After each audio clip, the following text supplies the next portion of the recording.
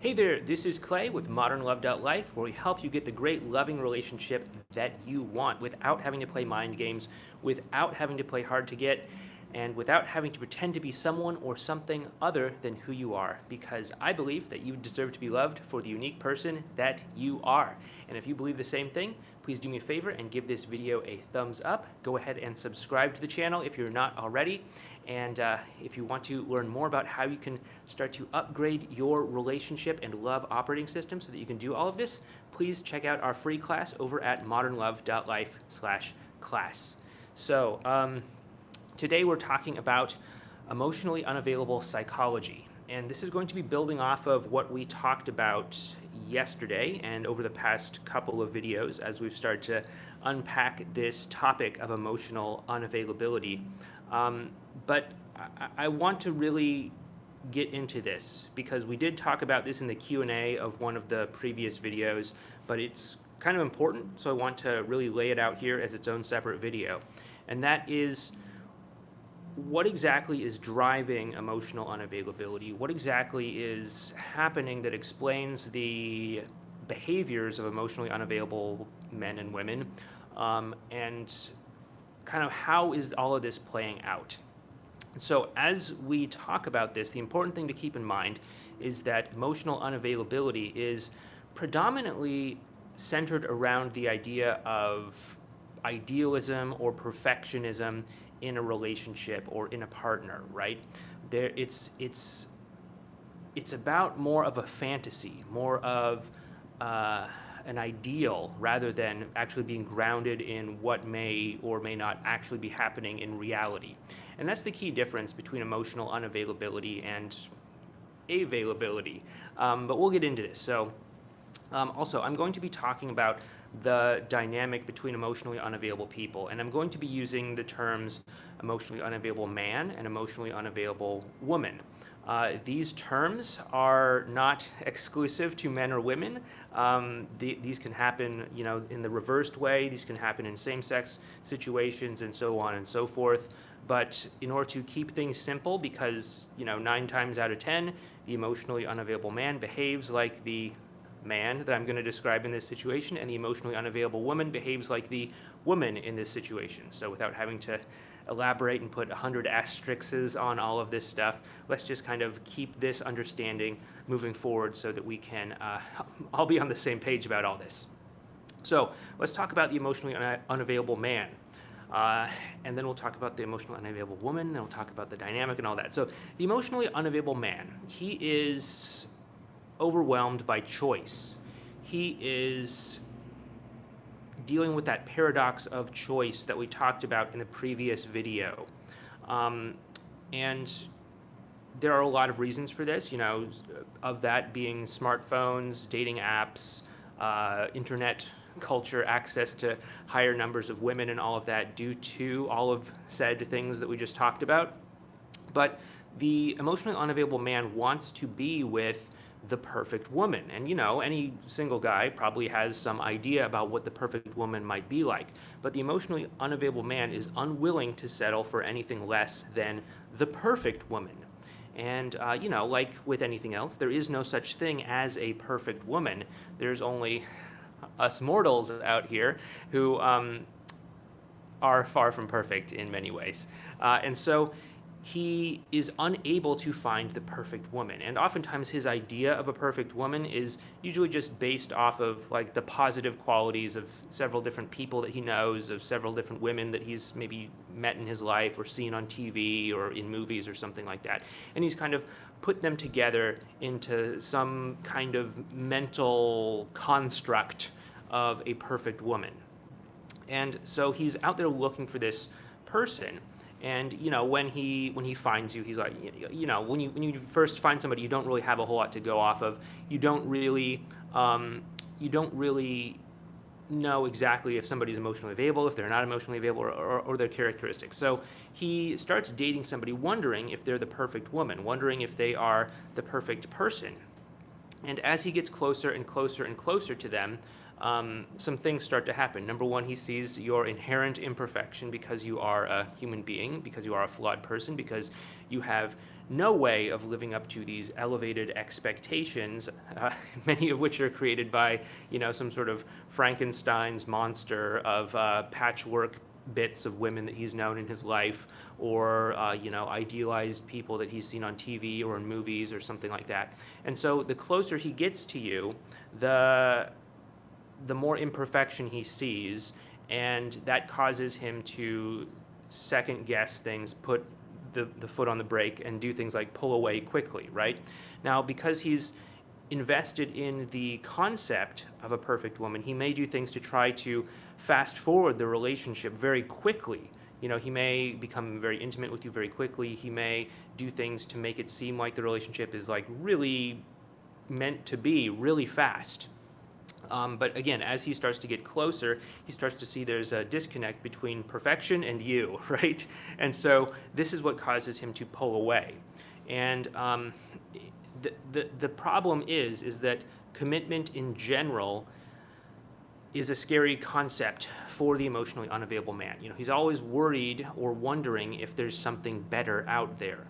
If there's something better, a swipe away. If there's something better, a click away. If there's something better, a refresh away. And it causes him to actually fear commitment to a certain extent, because commitment locks him into a certain relationship.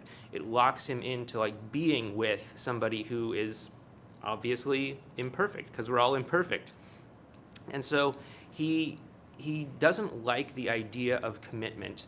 He probably likes the concept of it as an intellectual idea, there's a perfect person out there for me somewhere, and when I find her, I will undoubtedly commit to her. But again, he's not going to find her because the perfect person isn't out there.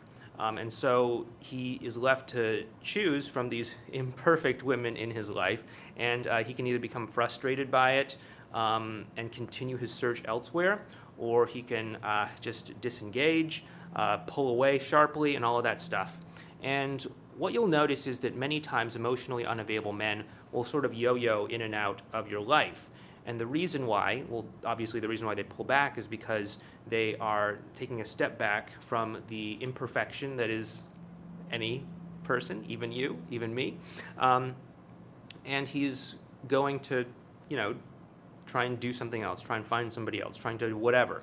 And then when he's distant from you, all of your imperfections start to fade away in his memory, and he starts to say, okay, well, maybe I might want to, it doesn't seem that bad. Maybe I should go back and give her another shot. Maybe I was over-exaggerating this negative quality of hers. Maybe I was reading too much into it. So he comes back, and then the cycle starts again, where the closer he gets, the more imperfection he sees, and then he pulls back. And so that's kind of the modus operandi of the emotionally unavailable man. So let's go ahead and talk about the opposite side of the coin here, which is the emotionally unavailable women. Before we get into that, just once again, give me that thumbs up if you like what we're doing here.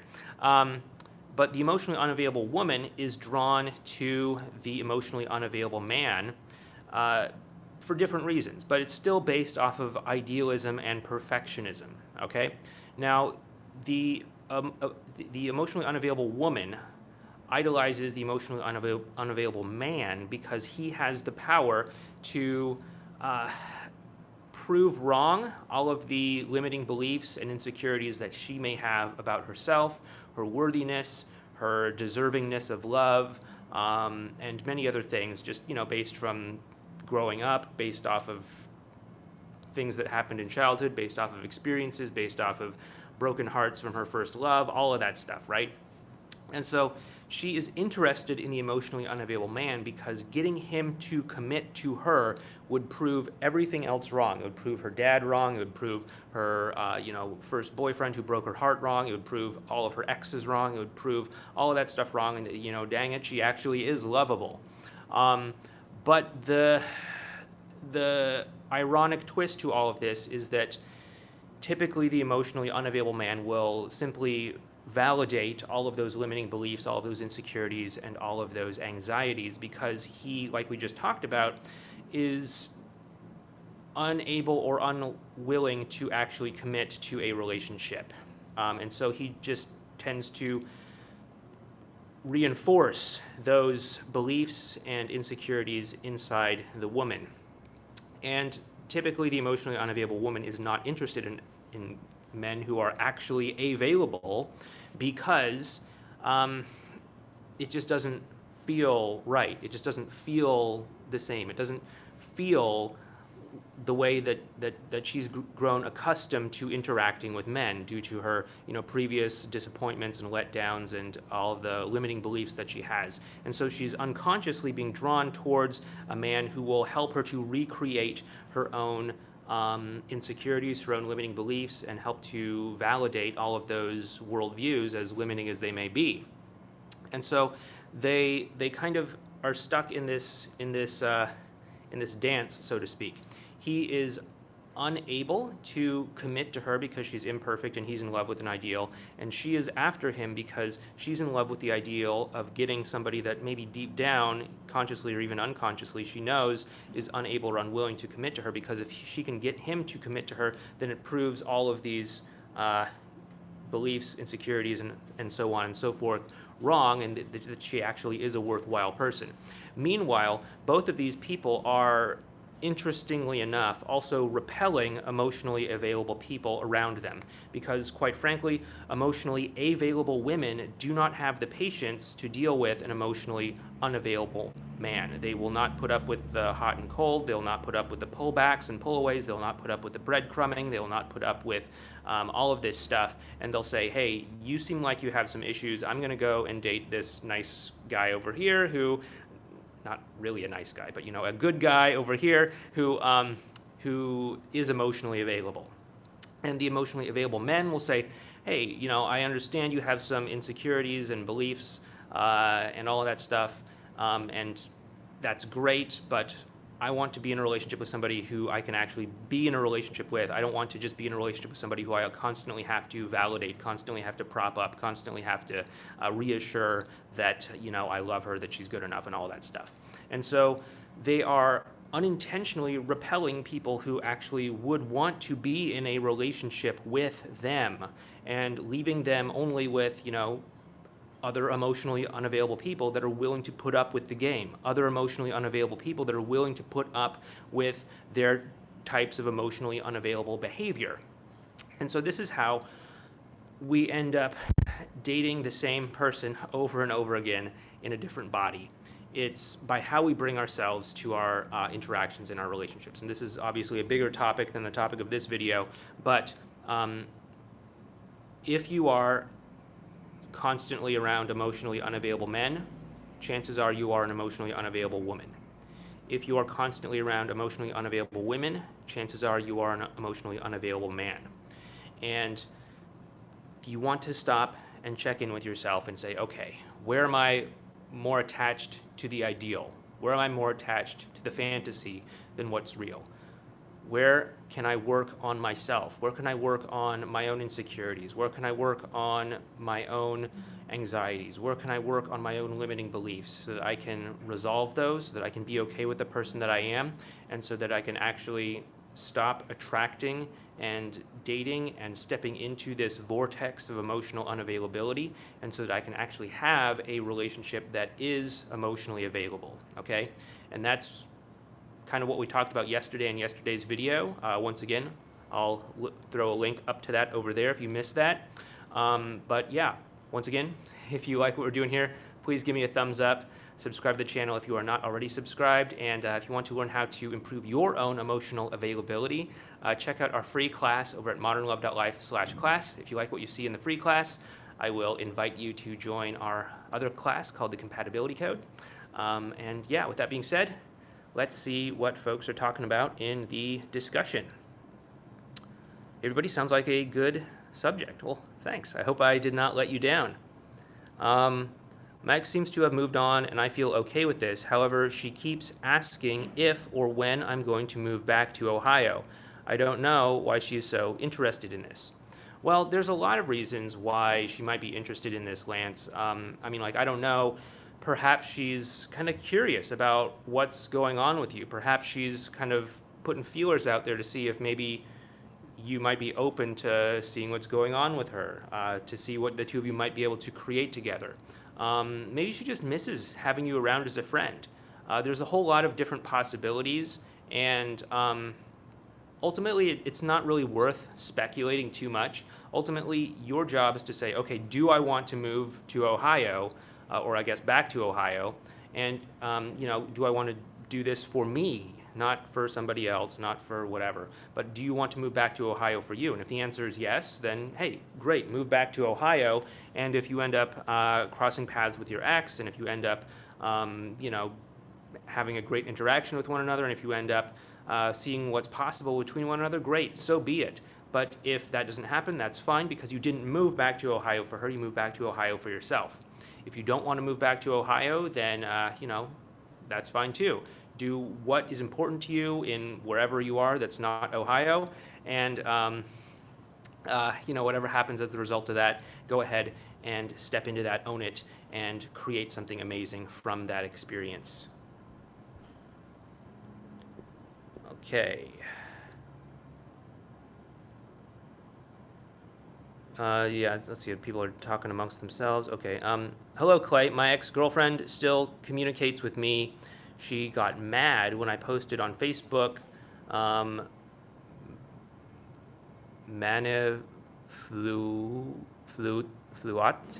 I don't know what that means.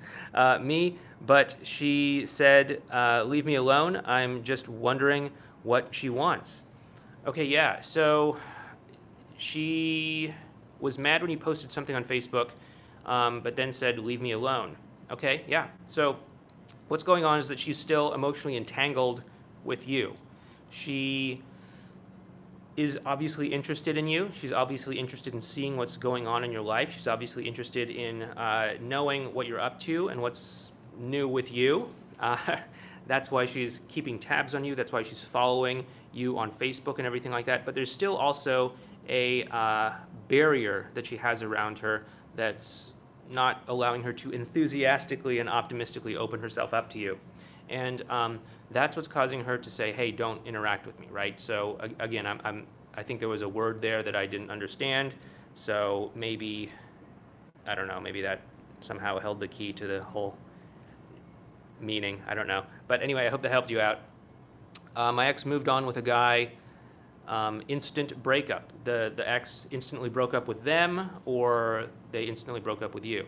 From what I'm kind of reading in the tone, it sounds like they got together after they broke up with you, and then that rebound relationship instantly broke up. I mean, yeah, like we talked about in the series on emotional, or on the series on rebound relationships that led into this series on emotional unavailability.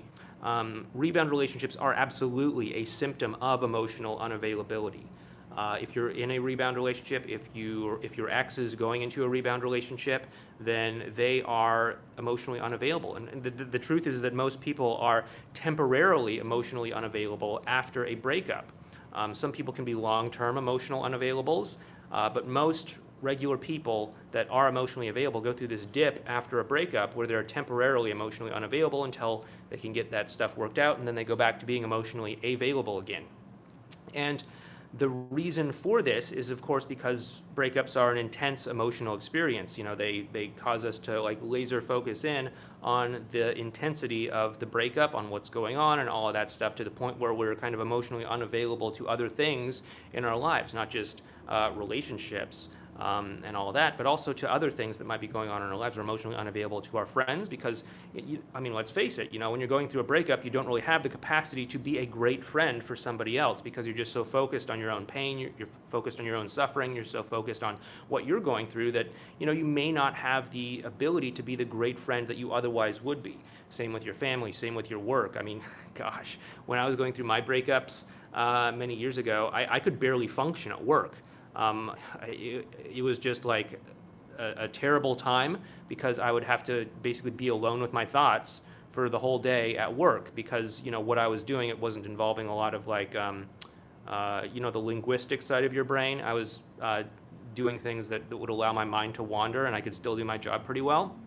And so my mind would keep drifting back to my breakup, my ex, and all that stuff. And so it was actually a really, really, really difficult time for me in my life. But yeah, everybody, for the most part, is at least temporarily emotionally unavailable after a breakup.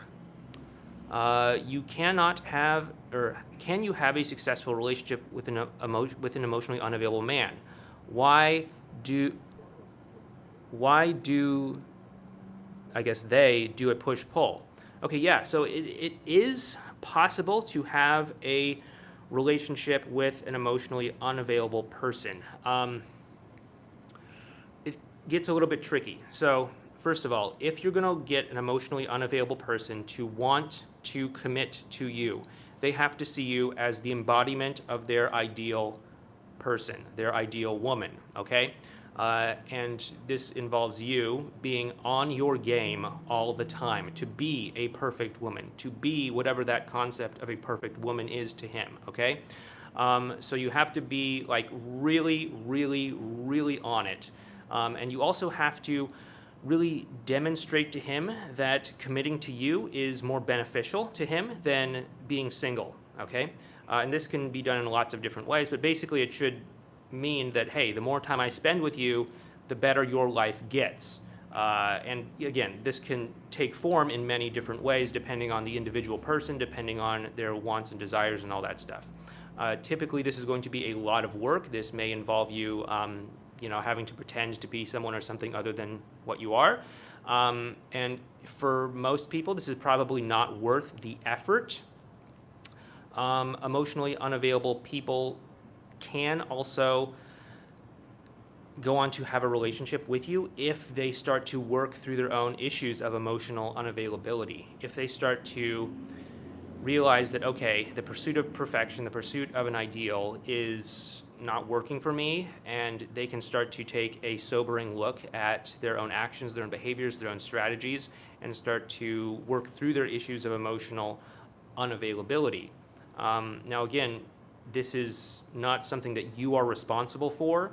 You are responsible for yourself, and sure, people do change all the time. People absolutely can change, but they're not necessarily going to change unless they want to, and they're not going to change on your time frame, right? So if you hope to get married at, I don't know, some point in the next couple years or something, that's great, but that may not be within his agenda. That may not be within his agenda of working through his emotional unavailability, right? And you might end up having to wait 10, 15, 20, 30 years for him to finally say, oh, I got it. I've been in love with an ideal. I've been too obsessed, too hung up on perfection, and I need to actually be with real people who, of course, are imperfect in their own idiosyncratic ways.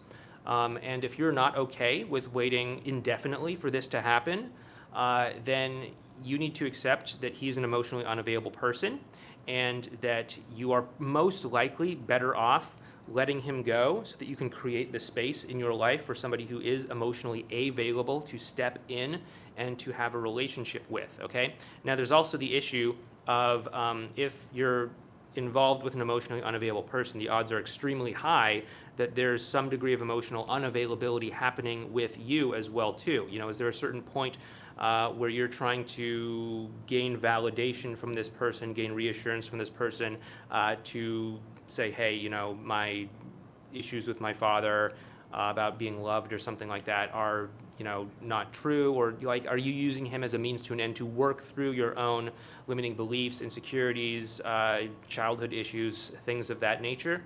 If there is, then that could be some form of emotional unavailability within you too, and you're probably much better off to work through those issues on your own rather than trying to get someone else to fulfill some sort of unconscious need within you.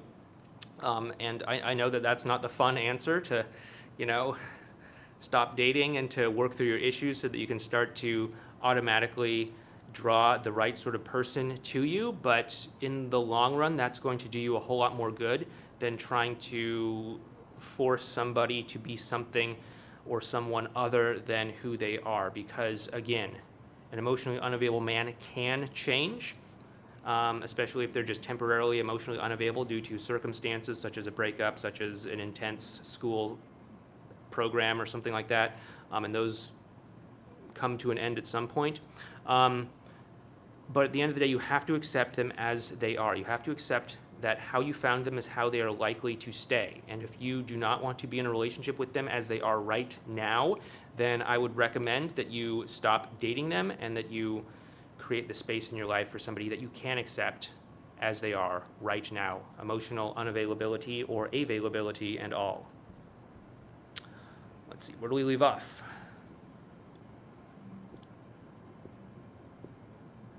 Hey Clay, is there a way to communicate with the emotionally unavailable man in a way that will reach him and perhaps change his perception of me? Like, is there a way to be open and honest about all of this? Well, what do you mean by all of this? I don't really understand that. But there's a difference between somebody who's emotionally unavailable because, they're always wondering if there's another better person out there. They're afraid of commitment because it limits their choice and all of that stuff. There's a difference between that and somebody who just isn't willing to open up to you emotionally because either they don't trust you enough yet or something like that. There's like a difference between that, right?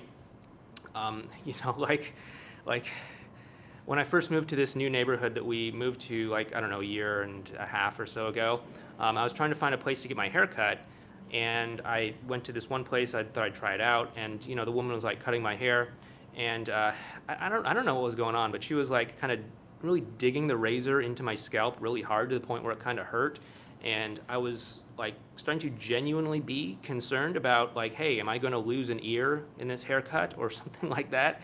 And this woman was trying to make small talk with me the whole time, and I was not opening up to her. And it's not necessarily because I was emotionally unavailable, it's because I did not trust her. It's because my attention was on, hey, I need to keep my body and scalp and ears intact. I do not have the trust to open up emotionally, okay? Whereas an emotionally unavailable guy or emotionally unavailable person in general can absolutely talk about their emotions. They can absolutely talk about their feelings. It's just that they are unable to take those emotions and have them be invested in a real relationship that's not based off of fantasy, not based off of ideals, not based off of perfection in some form. So in essence, their emotions that they do invest in dating and relationships are not actually with the people in front of them, but they're actually with the concept of what that person might be, the concept of that person as a perfect person, that concept of that person as somebody who's going to validate them, the concept of that person that's going to, do something or be something for them rather than who this person actually is as an individual. So there's that disconnect emotionally. That's where the emotional unavailability comes from. So, but basically, no, there's nothing you can say to an emotionally unavailable person that's going to get them to become emotionally available unless they actually already want to become emotionally available themselves and they're willing to do the work to make that change happen, okay? But if they're closed off and they're content with the way that they're living their life and all of that stuff, there's no like magic cheat code that you can put into the system that's going to like reprogram them and make them suddenly want to like commit to you or to be someone or something other than what they are, okay? Okay guys, so I'm going to go ahead and wrap this up, but thanks so much again for watching. Once again, if you like this video, please like the video. It helps to support the channel. And be sure to subscribe if you're not already. And also check out our class over at modernlove.life/class. Anyway, guys, I'll talk to you tomorrow. Please take care, and I'll see you next time.